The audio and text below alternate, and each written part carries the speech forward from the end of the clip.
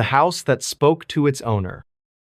It was a cold November evening in the small town of Ashwood, Ohio. The air carried an unusual stillness, as if nature itself hesitated to breathe. At 7:13 p.m., Jonathan Monroe arrived at his new home after months of searching for the perfect place.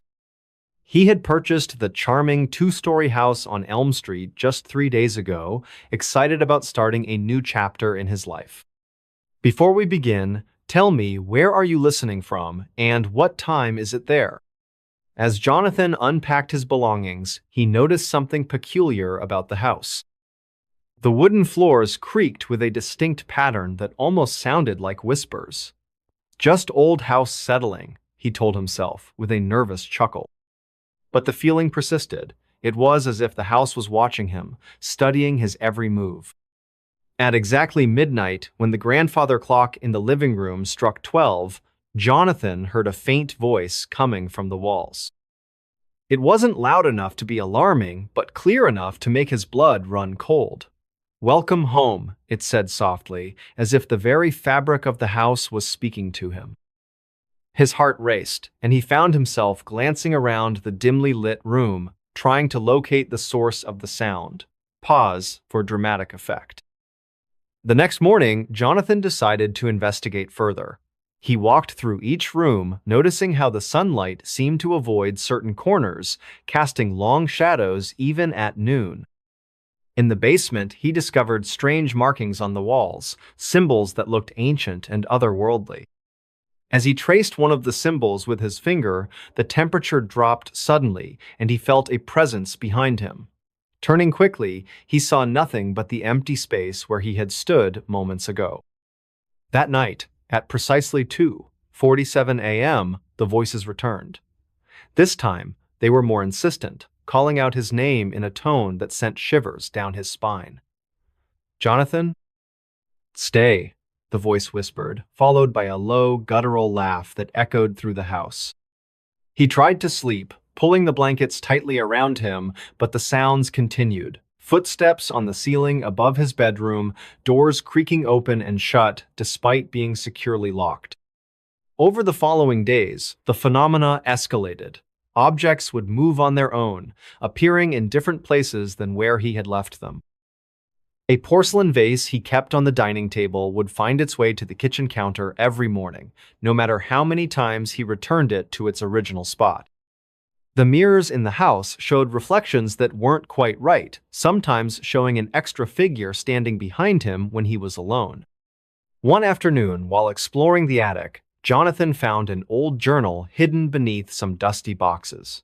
The entries dated back to the early 1900s and belonged to a previous owner named Henry Caldwell.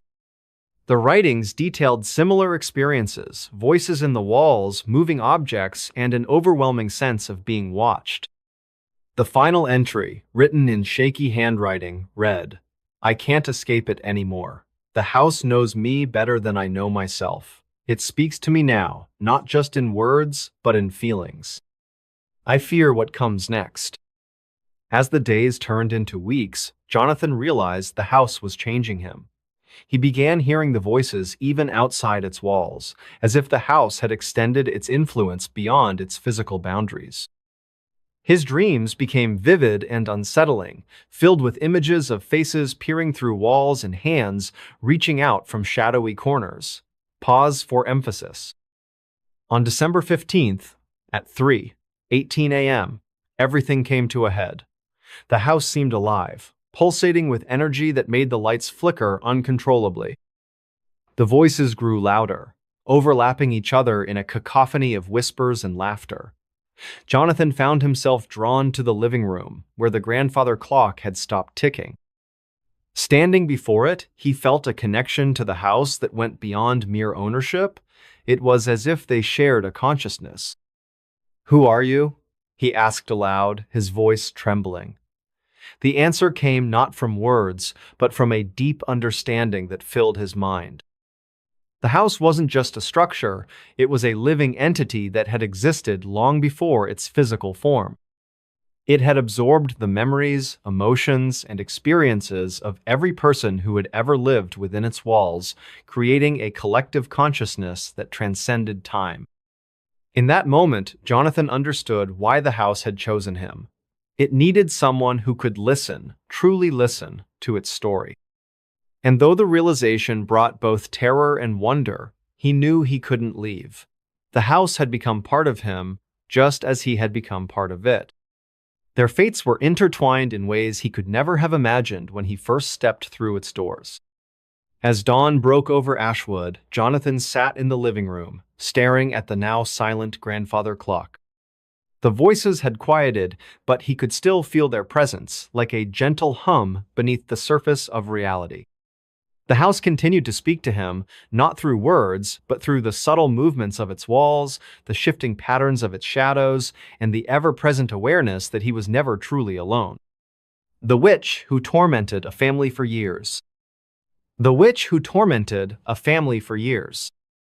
It was an ordinary evening in the small town of Elmwood, nestled deep within the heart of New England. The sun had just dipped below the horizon, painting the sky with hues of orange and purple.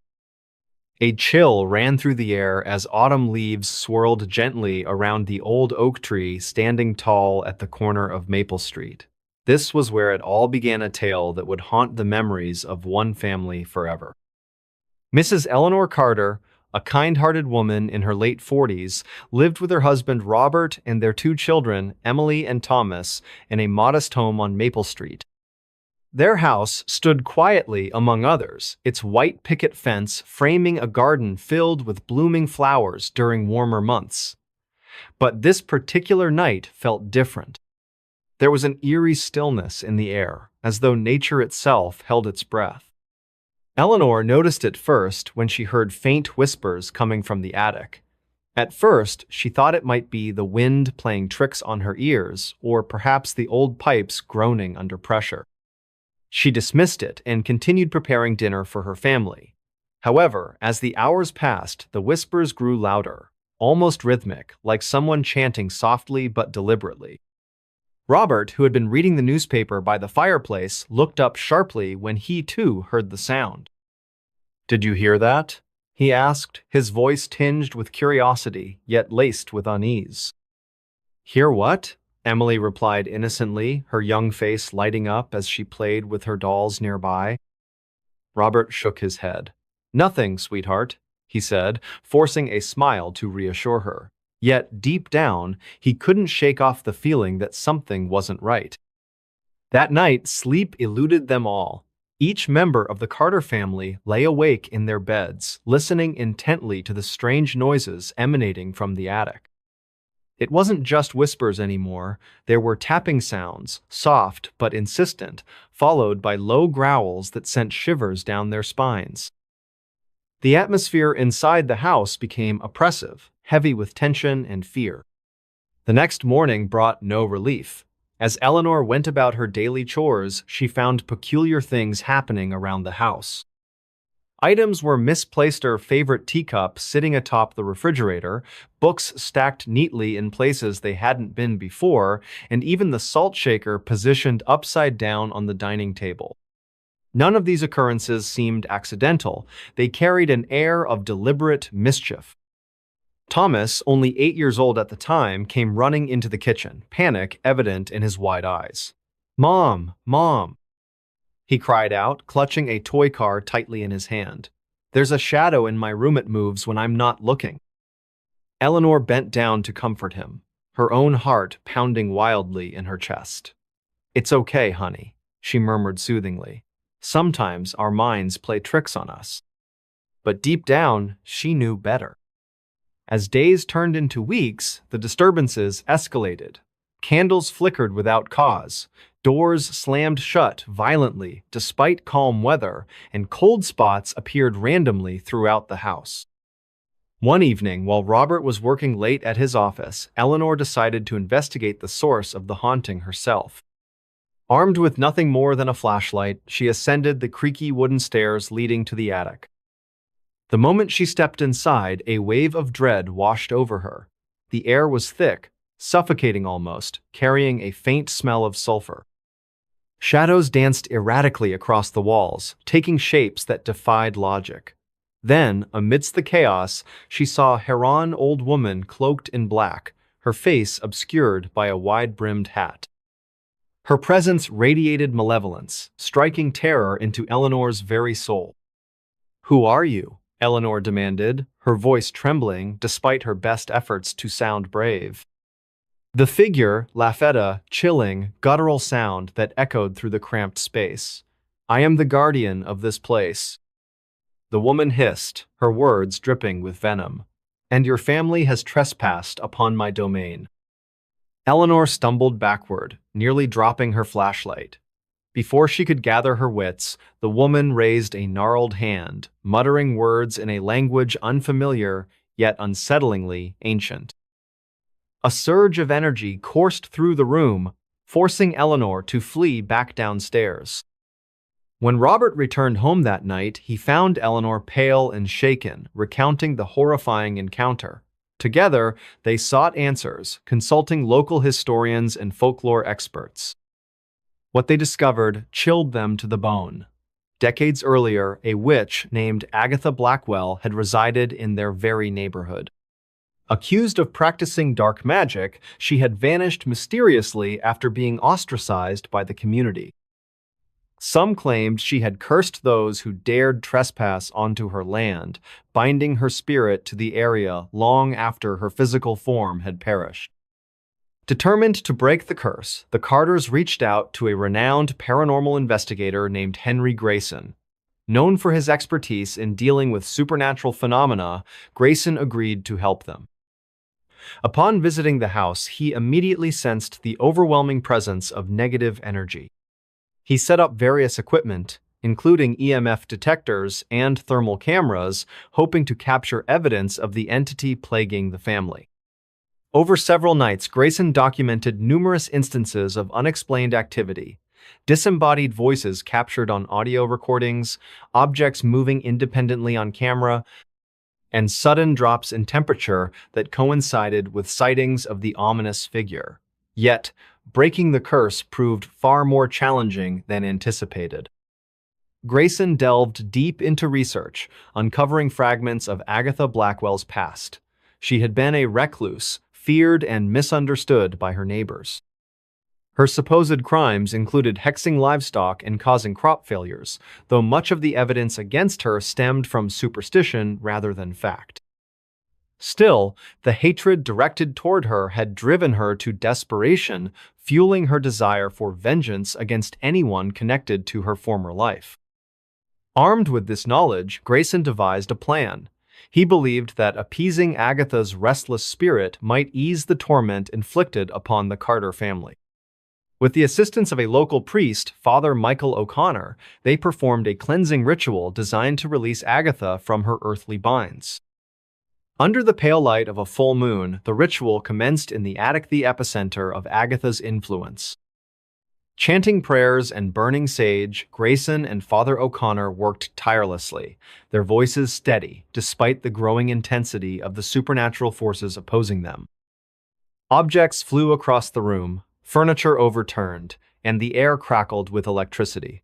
Through sheer determination, they pressed on, refusing to yield to the mounting chaos. Finally, after what felt like an eternity, the energy shifted. The oppressive weight lifted, replaced by a profound sense of peace. The shadows receded, and silence enveloped the house once more. Exhausted but relieved, Grayson and Father O'Connor descended the stairs to inform the Carters that the ordeal was over, or so they hoped. In the weeks following the ritual, the Carter household returned to normalcy. No longer plagued by inexplicable noises or menacing apparitions, the family breathed easier, enjoying moments together without constant dread looming over them. Yet, every now and then, Eleanor would glance nervously toward the attic door, wondering if Agatha truly remained at bay or merely biding her time.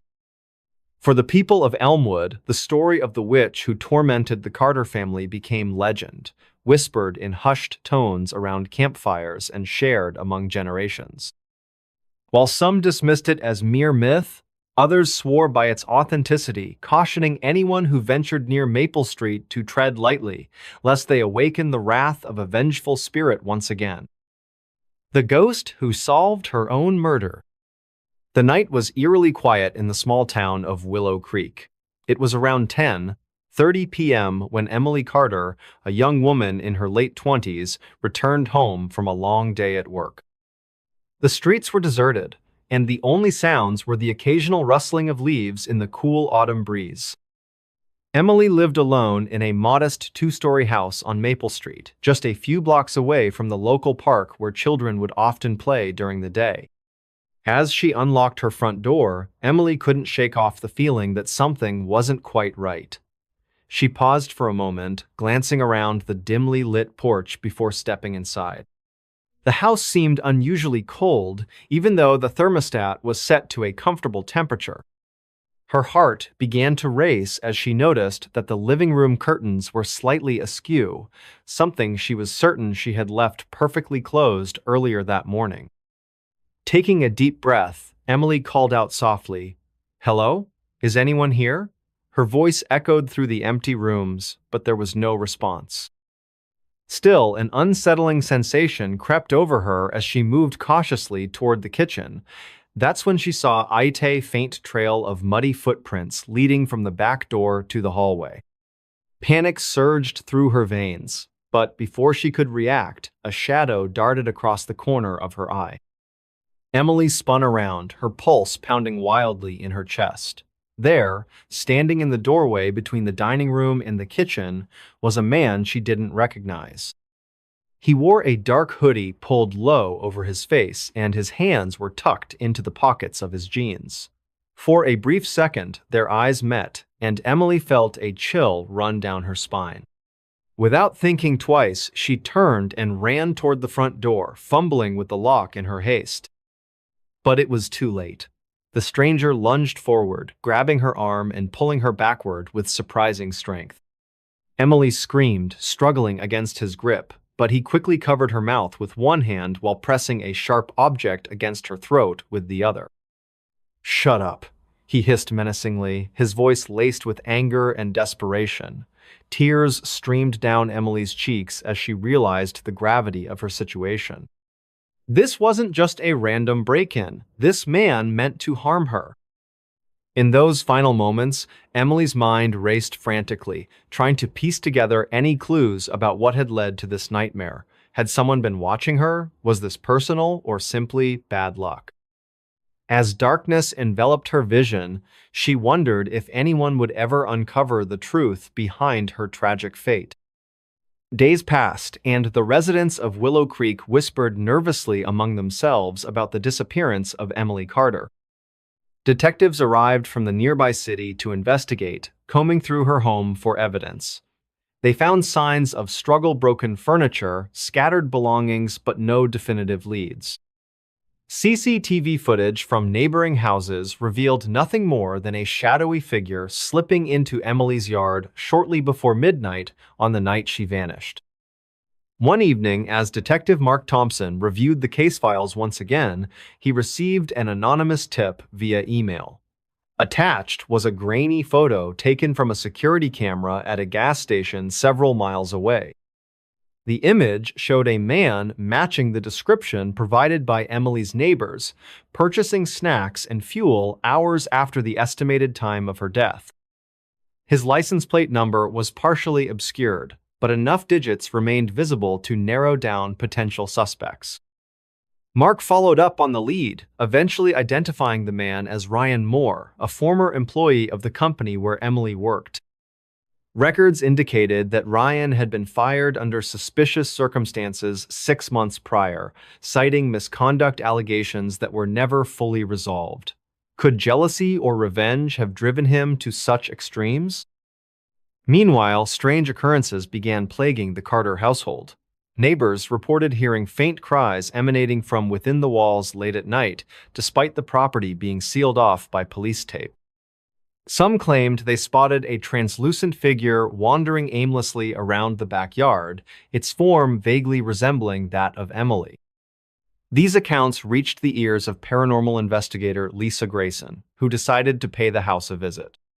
Upon entering the premises, Lisa immediately sensed an overwhelming aura of sadness and anger permeating the air. Using her equipment, she recorded numerous EVPs, electronic voice phenomena, during her investigation. One recording stood out in particular, soft yet distinct whisper repeating the words, "Find me, please find me." Chills ran down Lisa's spine as she replayed the message multiple times, convinced it originated from Emily herself. Determined to help bring closure to both the victim and the community, Lisa conducted a séance in the living room where the initial attack occurred. Surrounded by candles flickering ominously in the drafty space, she focused all her energy on establishing contact with the restless spirit. After several minutes of tense silence, a cold gust swept through the room, extinguishing one of the flames. Then, in a voice barely above a murmur, Emily spoke. "I trusted him. We worked together. He said he cared about me." The words came haltingly, each syllable filled with anguish. Through further communication, Lisa learned that Ryan had manipulated Emily into believing they shared a romantic connection, using this trust to gain access to her home. Once inside, his true intentions became clear. He intended to rob her, but things escalated violently when she resisted. With newfound determination, Lisa shared her findings with Detective Thompson. Armed with additional evidence pointing directly to Ryan Moore, law enforcement tracked him down to a remote cabin nestled deep within the woods surrounding Willow Creek. Inside, they discovered incriminating items linking him to Emily's murder, including blood-stained clothing and a journal detailing his twisted obsession with her. Ryan confessed during interrogation, admitting not only to killing Emily, but also hinting at past crimes committed in other states under similar pretenses. His capture brought relief to the grieving town, though questions lingered regarding the supernatural phenomena experienced near Emily's home. Some believed her spirit remained bound to the place until justice was served, while others attributed the events to mere coincidence.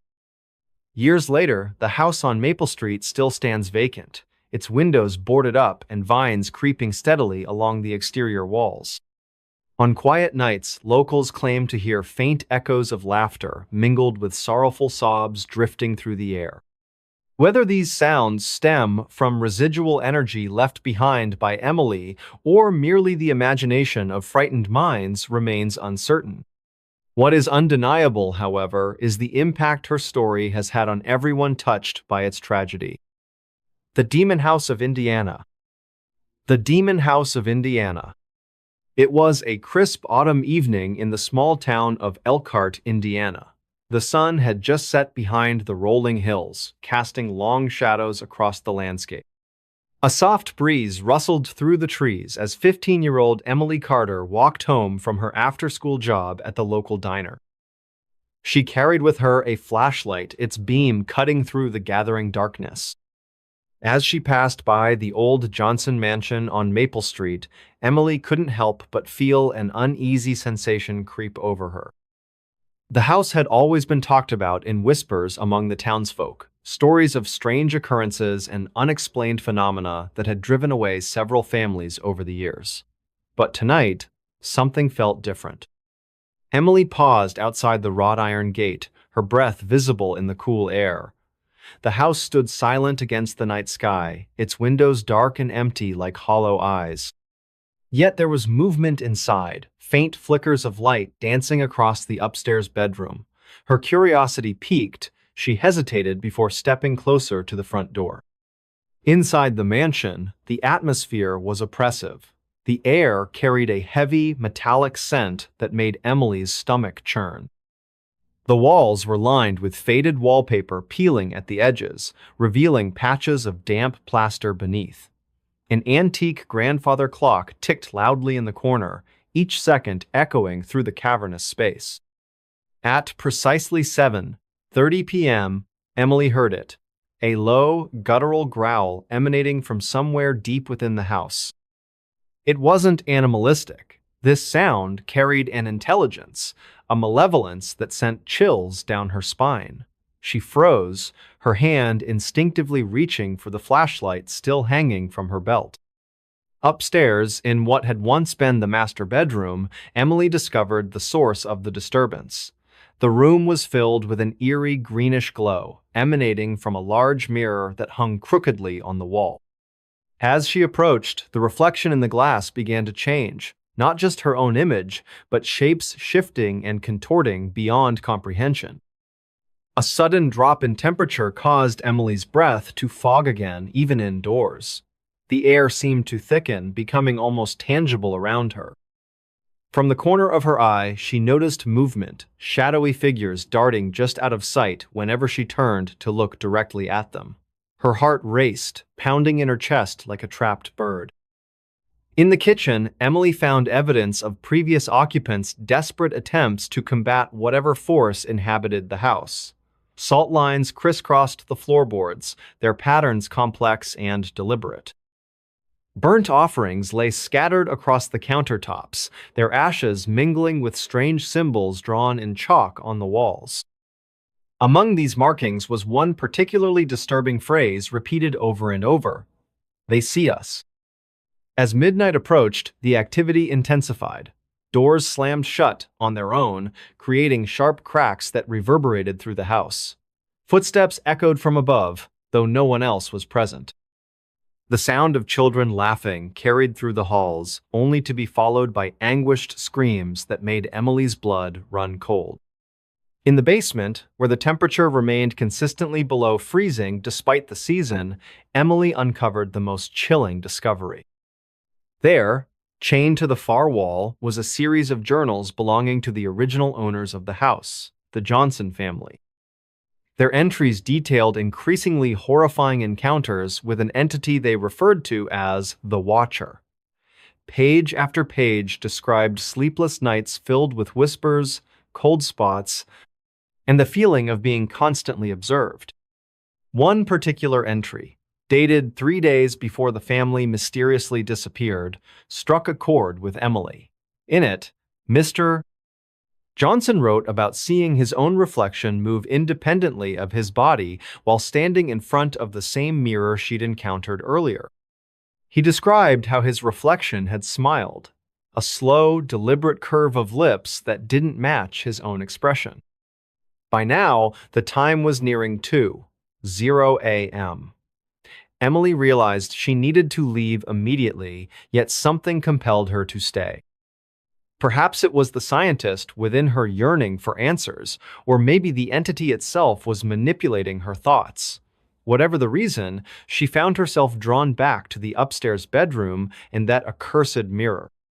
Standing before it once more, Emily watched as the reflection transformed completely. No longer did it resemble her own image.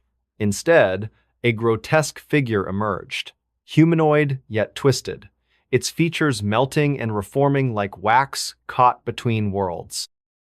Its eyes burned with an unnatural light, and when it spoke, its voice resonated through her very soul. "You shouldn't have come here," it whispered, the words carrying weight far beyond their simple meaning. Emily felt her knees weaken, her body trembling uncontrollably. Behind her, the grandfather clock stopped ticking altogether, leaving an unsettling silence that pressed against her ears. Just as dawn began to break, painting the horizon with hues of pink and gold, Emily managed to escape the house. As she sprinted down the driveway, she glanced back one final time to see the curtains moving on their own, despite the windows being firmly shut. The house seemed alive, pulsing with energy that defied explanation. Back in town, Emily sought out Reverend Thompson, known for his expertise in paranormal phenomena.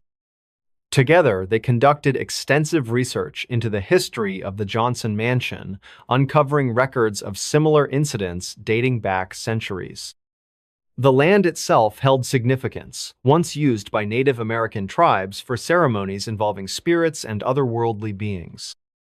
Over the following weeks, Emily returned to the house multiple times, each visit bringing new revelations.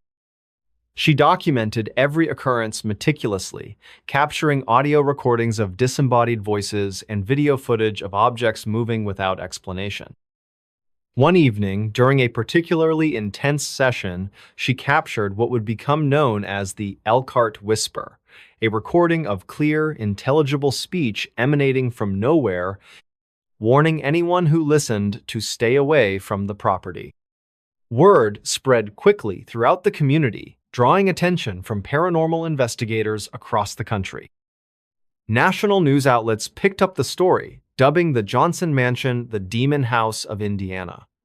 Experts came and went, each leaving more perplexed than when they arrived. Despite numerous attempts to cleanse the property using both traditional and spiritual methods, the entity remained undeterred.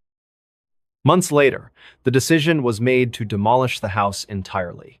On a chilly December morning, bulldozers moved in under heavy security, their engines roaring as they tore into the structure piece by piece. Yet even as the final walls collapsed, witnesses reported seeing ghostly figures ascending into the sky, their forms dissolving into nothingness. Today, all that remains is an empty lot surrounded by caution tape. Locals avoid the area after dark, claiming to hear faint echoes of laughter and crying coming from the ground beneath their feet. Emily continues her work as a paranormal investigator, though she never speaks publicly about her experiences at the Johnson Mansion. When asked why, she simply smiles and says, "Some things are better left buried." The town abandoned overnight out of fear. The sun had just begun its descent over the quiet town of Black Hollow, casting long shadows across the cobblestone streets. It was a peaceful evening in late October, the kind where golden hues painted the horizon and leaves crunched underfoot as people strolled through the main square. Children laughed while playing tag near the old fountain, their giggles echoing off brick buildings adorned with flickering lanterns. The bakery on Maple Street sent wafts of freshly baked bread into the crisp air, mingling with the scent of pumpkin spice from Mrs. Carter's cafe. Everything seemed perfect until it wasn't. It all started with whispers. At first, no one paid much attention. Whispers were common in small towns like Black Hollow. But these weren't ordinary murmurs. They carried an unsettling tone, something that made your skin prickle even before you understood what was being said. By dusk, those whispers turned into hushed conversations among neighbors standing outside their homes, glancing nervously at the forest beyond the edge of town. That forest, the one everyone knew but never ventured too far into, had always been shrouded in mystery. Now, though, there was fear. At precisely 7:13 p.m., the church bells rang out not for prayer or celebration, but for alarm. Their tolling cut through the stillness, reverberating throughout the valley like a warning shot fired into the night sky. People stopped mid-step, turning their heads toward the sound. Some clutched their children closer, others exchanged uneasy glances. Within minutes, panic spread like wildfire. Doors slammed shut, windows darkened, and soon the once vibrant streets stood eerily empty. But why? What could possibly cause an entire town to abandon everything so suddenly? Let's rewind a little. Earlier that day, around noon, a man named Henry Reed returned from hunting in the woods. He wasn't alone when he stumbled back into town. Clutching his rifle tightly, he dragged behind him a creature, or rather, something that resembled one. Its body was twisted, elongated limbs ending in claw-like hands. Its face, well, let's just say it didn't have any features you'd recognize. Instead, it bore gaping holes where eyes should have been, and its mouth stretched impossibly wide, filled with jagged teeth. Henry claimed he found it lurking near the creek, watching him silently. When he tried to scare it away, it lunged at him. Barely escaping with his life, he brought it back to prove it wasn't some wild hallucination. News traveled fast in Black Hollow. By early afternoon, nearly every resident had gathered in the town hall to see the thing for themselves. They stared in horror, some crossing themselves, others muttering prayers under their breath. No one spoke aloud about what this might mean, but everyone felt it deep down, a creeping dread that settled in their bones. As the hours passed, strange occurrences began unfolding around town. Around 4:00 p.m., Mrs. Harper reported hearing screams coming from the direction of the cemetery. She described them as guttural, animalistic, yet unmistakably human. Then came reports of livestock going missing from farms on the outskirts. Chickens vanished without a trace, cows left with nothing more than bloody hoofprints marking the ground. And then there were the light greenish glows seen flickering between the trees after sunset. Those who dared investigate never came back. By 6:00 p.m., tension reached a breaking point.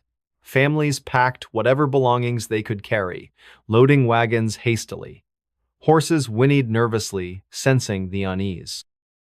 Older residents recounted tales passed down through generation stories of the Watchers, entities said to dwell within the forest, waiting patiently for trespassers. These legends warned against disturbing their domain, lest they awaken and unleash unspeakable horrors upon the world. And now, here we are. As the clock struck 8:00 p.m., Black Hollow became a ghost town. Wagons rattled down dirt roads leading out of the valley, carrying families desperate to escape whatever nightmare awaited them inside those woods. Lanterns swayed gently in the breeze, illuminating tear-streaked faces and frightened expressions. Behind them, the forest loomed ominously, its dense canopy swallowing the last rays of sunlight. Somewhere deep within, faint whispers carried on the wind, growing louder with each passing moment. Imagine yourself walking through Black Hollow today. The streets remain untouched by time, frozen in place as if waiting for its inhabitants to return. Cobwebs drape over doorways, vines creep up walls, and rusted signs sway lazily in the breeze. Yet, amidst the decay, there's an eerie sense of life, of eyes watching from unseen places. You can almost hear the echoes of laughter, footsteps, and distant voices carried by the wind. Is it merely the remnants of memory clinging to this forsaken place, or is it something darker? If you venture close enough to the forest edge, you might notice peculiar markings etched into tree trunk symbols resembling ancient runes. Locals who stayed behind swore they appeared overnight, glowing faintly green beneath moonlight. Touching them brings chills racing up your spine, accompanied by a low hum resonating deep within your chest. Some claim the forest itself has grown since that fateful night, expanding outward like living tendrils consuming everything in its path. Inside the woods, reality shifts. Time becomes distorted, seconds stretching into eternity. Shadows move independently of light sources, twisting and writhing like serpents. Voices call out your name, though no one else is present.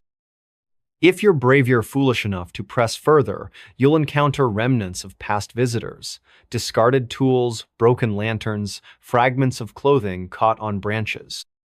Each item tells a story of someone who entered seeking answers and never returned.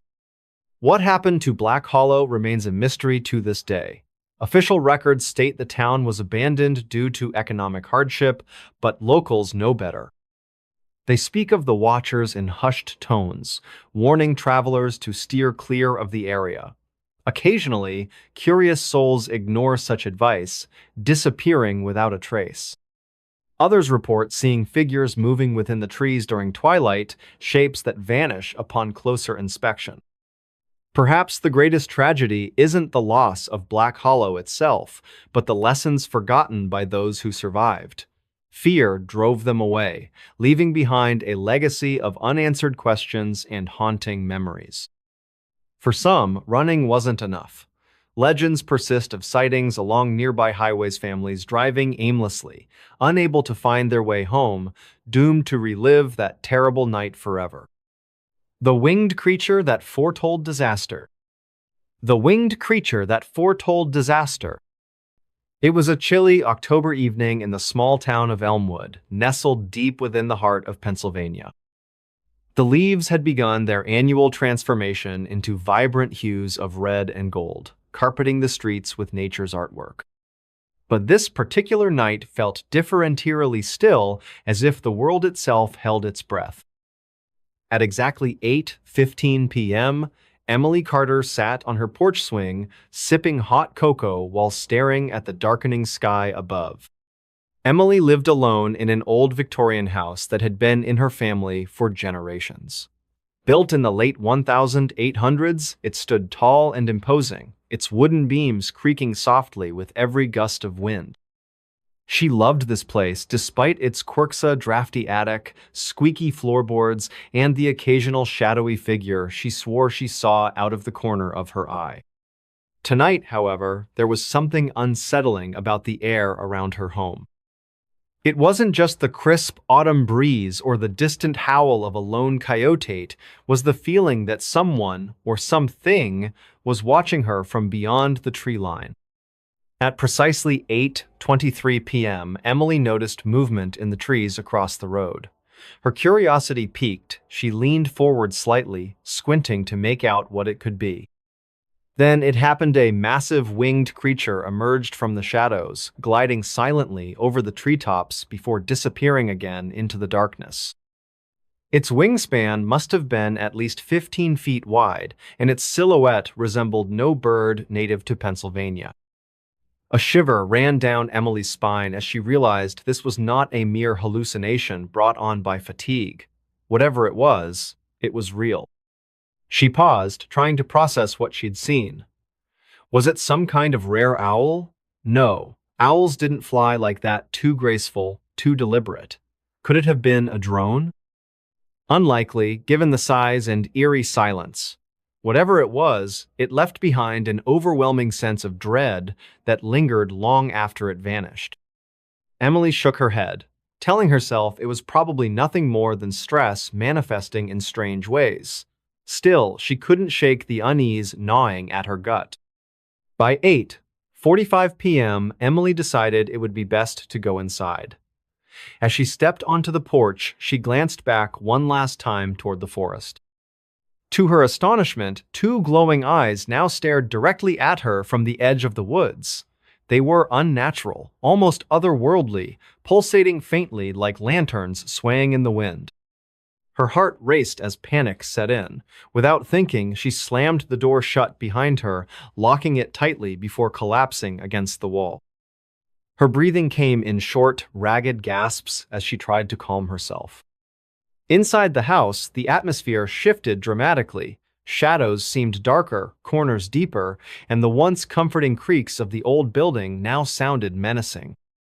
Emily turned on all the lights, flooding each room with artificial brightness in hopes of warding off the creeping fear.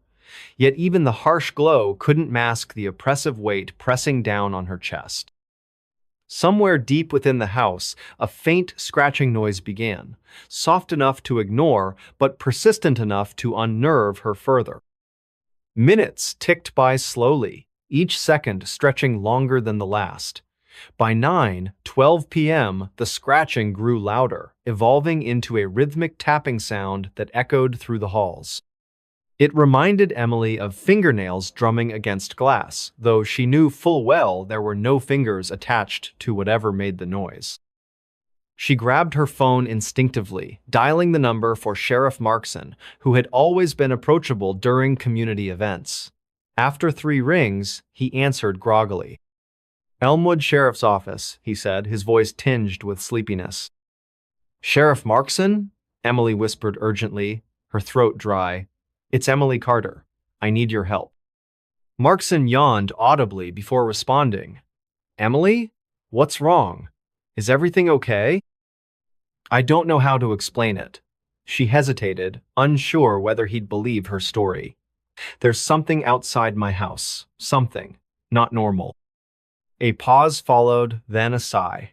"Look, Emily, I appreciate you calling, but we're pretty swamped right now dealing with vandalism reports downtown. If you hear anything suspicious, call 911 immediately, all right?" Before she could respond, the line went dead. Frustrated and scared, Emily placed her phone face down on the kitchen counter.